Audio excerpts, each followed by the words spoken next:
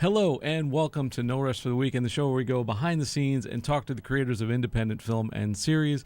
I'm Jason Godbey, and with me in the Rabbit Hole studio today is an accomplished writer, director, producer, Mr. Jeremiah Kipp. Welcome, Jeremiah. Thanks for having me, Jason. Thanks for coming. We appreciate it when people make the schlep to Brooklyn and come to the studio. So thanks for coming. I really wanted to kind of jump right into it because there's a lot of stuff to cover with you because you've had an extensive background. You've been doing this for a number of years. That's true. So tell me, what is your origin story? How did you get started? How did you get on this journey of filmmaking? Well, I guess it all started when I was 12. I grew up with my grandparents in Rhode Island, and they got a VHS camcorder, and I think the intention was that they would use it to film weddings and family picnics and things like that. But I hijacked it and said, all right, Granddad, you're going to be the mad scientist, and we'll film a movie down the basement where you're going to travel to the fifth dimension.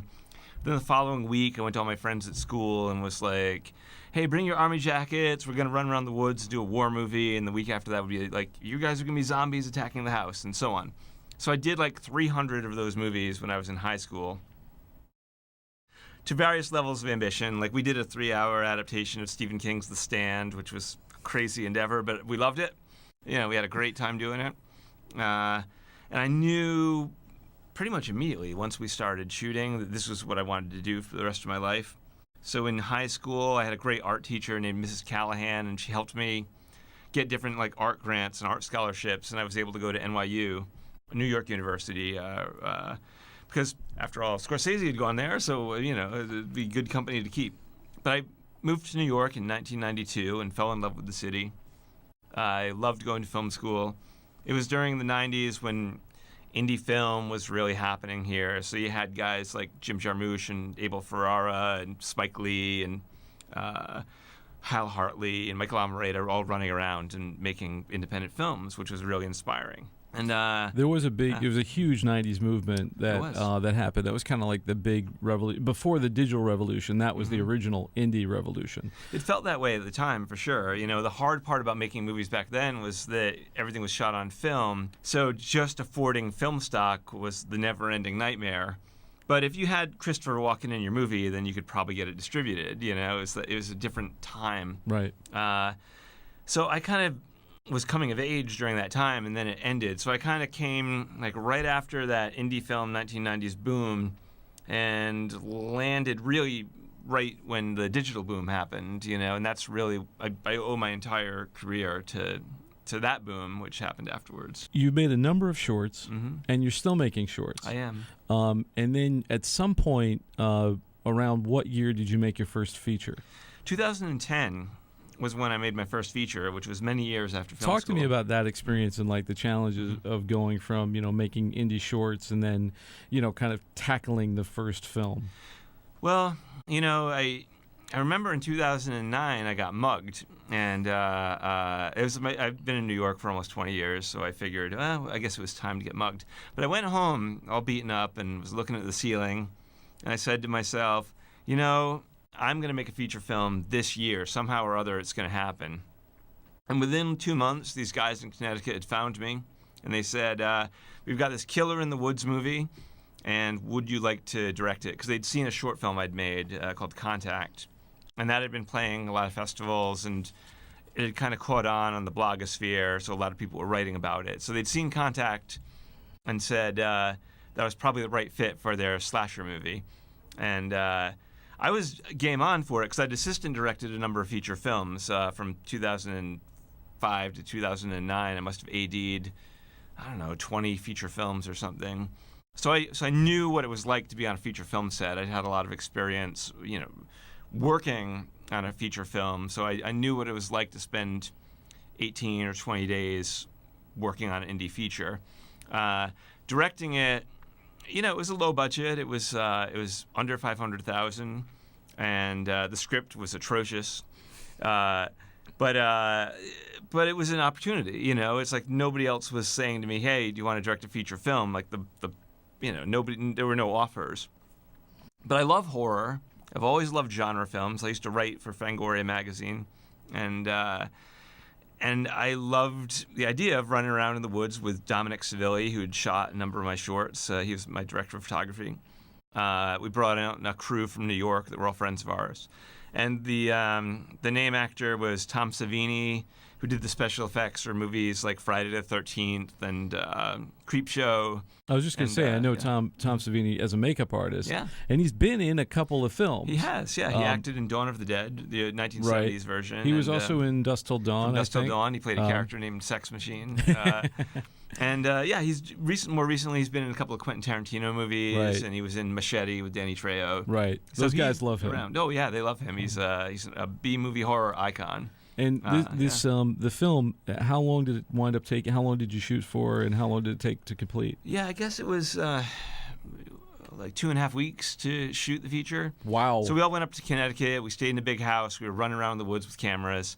Tom showed up near the end of the shoot, and he was really interesting because he showed up and immediately, at first, was prepared to direct the movie for us. So he walked onto the set and was like, put the camera over here. But the director of photography and I were very prepared. We said we knew that he might try to boss us around because he has a terrible reputation in the convention circuit of being a really difficult man. So we were like, we got to get him on our side right away. So we cut together a little reel, like the 2 or 3 best minutes of the movie. And we're like, yes, Tom, yes, we'll figure out where to put the camera. But first, you need to go to hair and makeup. And why don't you watch this 3-minute reel that we cut together so you understand what we're doing here? And he watched it, and immediately he was like, oh, okay. Great, I see what's going on here. I trust you guys. I'm going to go to makeup. And from then, he was very protective of us. He was incredibly helpful. You kind of showed him your credibility in being able to make the movie. That's right. So, I always ask people, if you could go back in time and if you now could go back to you then and give yourself advice, like what advice would you give yourself? But it sounds like, you had already been on film sets. This wasn't your first rodeo. No. Even though it was your first feature, it was definitely not the first, big experience because you had all this other experience. Yeah. But is there anything that you would tell yourself if you went back? Well, I think I would tell myself something before making my first feature, which was in 2003. I made a short called The Christmas Party, and it did really well. It played at least 100 film festivals, and it got me some attention. It got me work. It got me jobs directing commercials for Canon. But I know that there were people asking me, do you have a script for a feature that you would like to do? And I didn't have one tucked under my arm, which was really naive of me. So immediately I started writing stuff, but I'm a slow writer. It took me like 3 years to write something, and by the time I'd written it, the opportunities had expired. So I'm in a different situation now where it's like I'm traveling around with a short called Slapface, but it's a proof of concept for a feature, and it is one of those things that's getting me through doors, and I'm taking a lot of meetings about it right now. But I wish that I had done that back in 2003, 2004. I wish that I had taken the time to, whether it's like go sign up for a writing class and like make that the thing where you're like, forced to write a feature-length script or something. I would have done that differently. So I'd be in a position to pitch or present something when I had something that was like hot on the market. It's so funny. That has become a reoccurring theme on this show. Is when I talk to people, I say, what would you do differently? Yeah. And everybody is like, I wish I had the resume that I have now 20 years ago. I wish I had done more. Don't wait. Never wait. Don't make your own thing, even if you don't have a lot of dough to make it. Just because having something is so much better than having nothing. And that's what I started doing. Right, I was making shorts and web series and stuff like that, and I had no money to do it. But I was like, no one's going to ever hire me ever if I've never done anything. For sure. And if somebody presents you an opportunity, you should go for it. I remember that there was another feature-length script that was offered to me, right after I'd done that film, The Christmas Party, that was successful. But I didn't like the script then. I was like, this is a sci-fi thing, but the script is kind of rubbish, and I don't know if I want to do it. And I probably should have taken it, because once you do a feature, then nobody wonders if you can do a feature anymore, and then they'll allow you to do another feature. It's like if you're going for your second feature, you're in a way better position than you were doing your first feature. And I've done 5 features at this point, but that first one, nobody would have given me the second one or the third one or the fourth one if I hadn't done the first one. Right. Yeah. Even if, and when I was talking to, when I had Richard LeMay here, he was talking about doing, his early films, and he just started shooting features right away, which I thought was insane. He was like, I was financing these things, I was producing, I was even like DPing, I was doing the wardrobe. But by the time he had gotten offered a real feature with a budget, he had already done like 3 of them. Right. And there was nobody was wondering, hey, can you do this? I think it's a huge difference. I think there's a lot of us that don't get a chance to make feature films right away. But if you can hop on just say yes. There's so many people. Like, if you look at a guy like David Fincher, sure, who some people accuse of sort of ruining the Alien series by 3. So a lot of people have I'm not a huge Alien fan. I like the first one. I haven't seen a lot of the sequels, but he took that movie because he was basically doing commercials and music videos, and I guess he was the young kid they thought they could push around, but he did it. But it wasn't like that ruined his career. That started his career. No, I mean, and he learned a lot of lessons on that too. I'm sure he his did. Big lesson, one of them was, make sure the script is finished when you go out and shoot the movie, because they were still writing a lot while they were doing Always a good idea. Which is really hard. I mean, I've done, that was one of my features was like that, where it kept getting rewritten and rewritten, that's very stressful. It's like it creates a situation where you're not quite sure what the next corner is going to be. Now, weirdly, that movie, it's called Black Wake, and it got a lot of good press where people are writing about it saying like, wow, this movie is so bonkers and bizarre and you can't predict what's around the next corner. And when I watch the movie, all I can see are the rewrites. But what they're seeing is entirely different than what I'm seeing, which is they're seeing something where it's a mind-bending head trip of an experience, and I feel like saying to them, no, guys, it's just that it was getting rewritten all the time. But instead, I say, oh, thank you very much. That's exactly what we planned. That's what we were looking for. Absolutely. Whenever given credit, just run with it. Yeah. Just, say, yes, we meant it to do exactly that. So I wanted to get into the nitty-gritty, because you're one of the more experienced directors that I've had on the show. And, this show is all about, helping people, giving people, it's highlighting independent film and independent series, but it's also helping anyone who's sort of trying to break into the industry, sure, or trying to, sort of level up in the industry, if I may use such a millennial term. Yeah. But I would say, for you,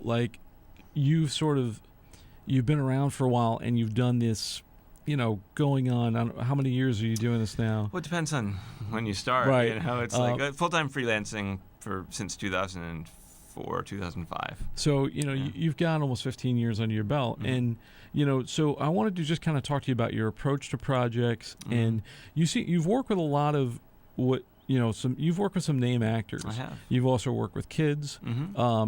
Which I don't know if I want to tackle that anytime soon myself. A lot of people say stay away from animals and kids. Well, I don't know. I was a child actor myself when I was a kid, so I wasn't afraid of it. I knew some of the tricks of working with children. And I think a lot of the problems get solved during the audition, where you meet the kid, you play games of make-believe with them, and you really see how versatile their imagination is. And also you're auditioning their parents. You're auditioning their parents because you want to find out if they're stage parents, if they're easy to work with, if they're cool, if they're going to pressure the child. Because most of the time when the parents are open-minded and progressive and smart and are generally about their kid having an interesting experience, then most of the time it's been very rewarding. And if they're very controlling stage parents, then it's a nightmare. But I've had many, many, many good experiences. As long as you vet them really clearly in advance, then you should have. I mean, there's always the unpredictable element of a kid who eats too much candy and suddenly doesn't want to work anymore.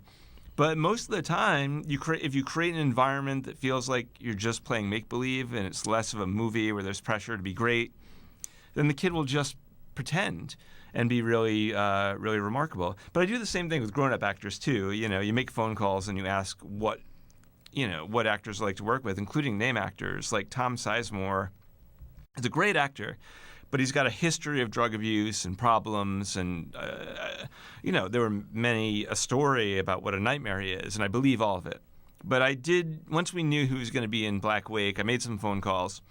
And directors who had worked with him more recently said that he comes to set very prepared and ready to play, and he's got a sense of adventure, and he's a good guy. And that was the Tom Sizemore that I met. So he wasn't at all a nightmare, I'm happy to report.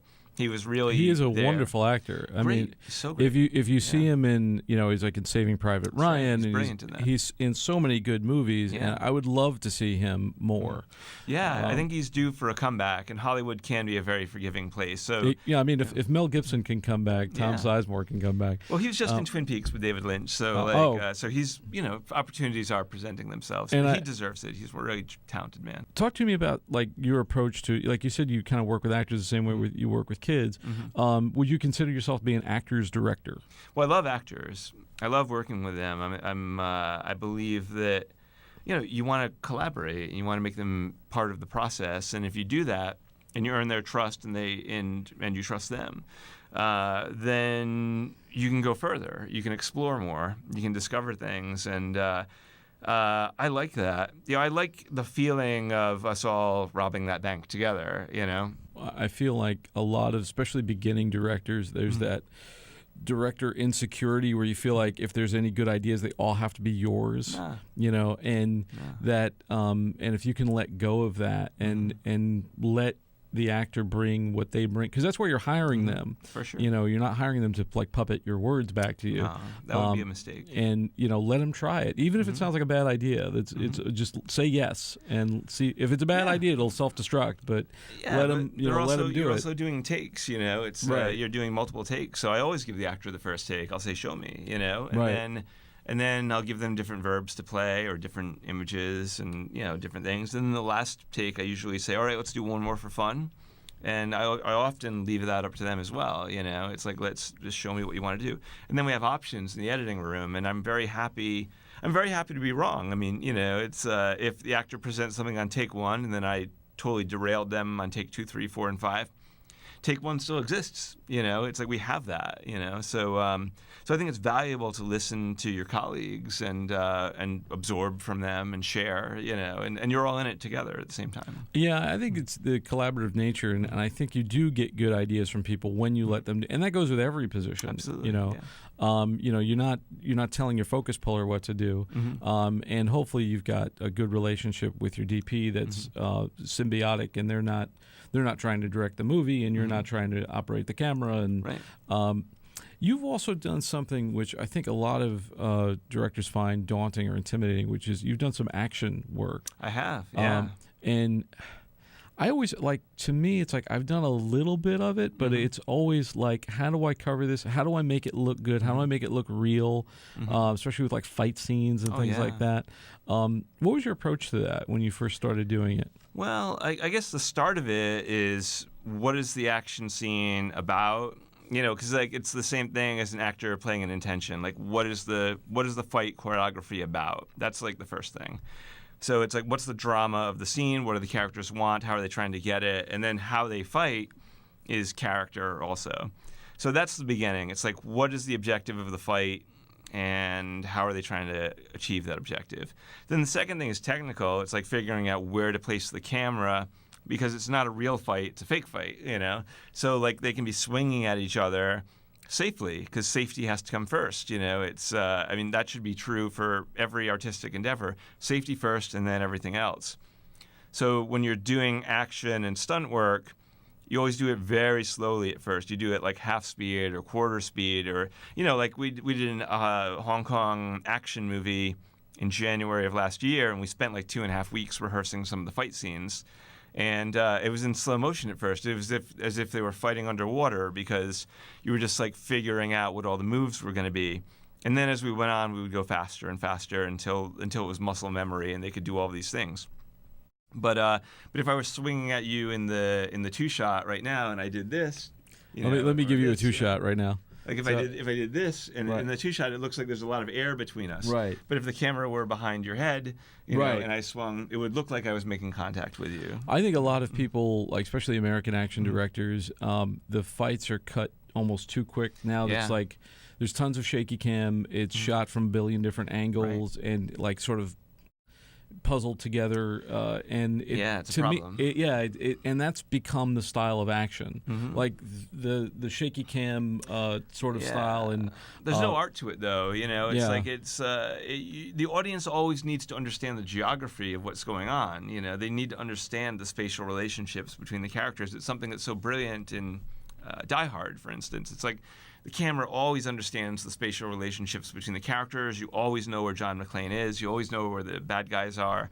And it's really important. Because that's what makes McTiernan a genius, because McTiernan is brilliant. He knew that. And also, not just that, but like you said before, understanding the drama of the scene. Exactly. What it's is the scene about? Because you do see some movies that just feel like they're sort of, here's some talky bits, and then there's action bits, and here's some, and they don't relate to one another, not character motivated. Or you see something that's so over choreographed that it just looks like a dance, and there's no meaning to it. It doesn't look like anybody's actually getting hurt. Right. That's the performance aspect of it, where it's like it's great if the stunt people are also actors, and many of them are now. Because many stunt people they take acting classes now, and many actors do their own stunts now too. It happens too. So there's a lot of crossover. I mean, I don't recommend anyone be Tom Cruise and hang yourself off a building or jump motorcycles or whatever. But there is something to that where you see that and you're like, oh my God, that's really him. Right. So talk to me about because you've got several upcoming projects. You're very prolific doing this stuff. I love to work. Yes, you do. Yeah, you can. Your IMDb page reflects that. Tell me about the upcoming projects that you got coming out. Well, let's see. Black Wake, which was my third feature, just signed its distribution deal. We can announce that. We're announcing it in August. We can't. We were told not. We signed the contract, but we're not allowed to say because the distributor is changing the poster art. So once that's done, then we can announce to everybody what that's going to be. There's a short called Slapface, which is an 8-minute proof of concept monster movie that's been playing a lot of festivals. Pickup, written by Jessica Blank, who's a great New York playwright. It's been playing a bunch of festivals. It's still in the middle of its run. There's a short called Fizzle, which is a comedy, which is very different than the dark horror and action stuff that I do. But ever since I did this TV pilot called Mommy Mafia for a great actress-writer named Laura Sweeney, things have been leaning into the comedy direction. It's funny because once you have success in one area, then a bunch of offers come in that area. So Mommy Mafia led to a bunch of comedy offers, strangely enough. Comedy is hard. It is. It's comedy very different. Comedy is hard, and if you can do it, you can do anything. Yeah. And it's like what we were talking about action before. That's another thing that's also difficult. I've also seen in physical comedy, you have to all the same rules apply. Absolutely. Just because the stunt is funny and not dramatic doesn't mean nobody can get hurt. Right. So, and you hear about people losing their lives literally in action comedies and stuff. Oh yeah, it's horrific to hear about. So I think if you can do action, you can do comedy. You do just about anything. Yeah. Well, the comedy stuff is interesting because if you're trying to be funny, it's almost never funny. It's like the great comedy work that I've done in any way. It's always like if the performers are being very truthful and honest in their work and playing the character and playing the intentions, then the comedy will come. It's kind of that Jack Lemmon approach to comedy where it's like, don't try to be funny. It's like one of the best directions I ever gave to anybody was we were doing take after take, and I just said to him stop trying to be funny, and then he just played it truthfully and honestly. And then when we screened that for the audience laughed really hard, and the actor happened to be with me, and he was like, "Oh, yeah, of course, serve the story, serve the character." Mike Nichols, when he was making Birdcage, his attitude was, "Well, we can always get laughs for sure." And nobody says that on it's all about the laughs, right. But if you've got Nathan Lane and you've got Robin Williams, then you can always get laughs. Oh, of course. Yeah. And do you have any other feature projects coming out at current? Well, let's see. I mean, I don't know. I've been interviewing a lot with Slapface. That's one where time and again I've been taking these meetings, talking about potentially getting that project going. So I'm in the middle of something right now where we're creating a lookbook for it, for a party who's really interested in making it. So we'll see. And there are a couple other offers that are on the table that are in various stages of financing. So we'll see what's next. I know the next thing that's directly for me is back to television. I'm doing a Discovery ID show called Grave Mysteries. It's in its second season. I got the first season of that off of a short film I made, Pickup, which I mentioned earlier. So that got me the job doing that TV show. and they renewed it. So back to work starting on the 30th of this month. Fabulous. So thanks so much for coming. I got to wrap pleasure. up, but Jeremiah Kipp, doing great stuff. Yeah. Tell us, where can people find you on the web and learn all about your projects? Well, my website is kippfilms.com. That's Kipp, 2 P's like Paul, films.com.